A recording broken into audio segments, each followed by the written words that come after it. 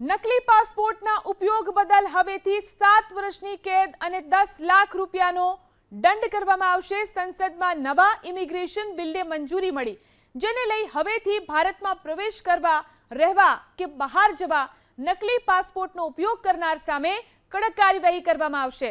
આ સાથે જ કેન્દ્રને વિદેશીઓના આગમનને લઈને વધુ અધિકારો મળશે, જ્યાં પ્રવેશ ઉપર પ્રતિબંધ મૂકવો, જતા રોકવા, વિશિષ્ટ ક્ષેત્રો સુધી પહોંચને પ્રતિબંધિત કરવાની શક્તિનો સમાવેશ કરાયો છે।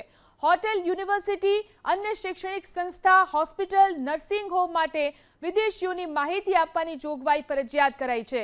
એટલું જ નહીં, આ માધ્યમથી નિશ્ચિત સમય કરતાં વધુ સમય સુધી આવી સંસ્થામાં રોકાનાર વિદેશીઓ ઉપર નિરીક્ષણ રાખવામાં આવશે।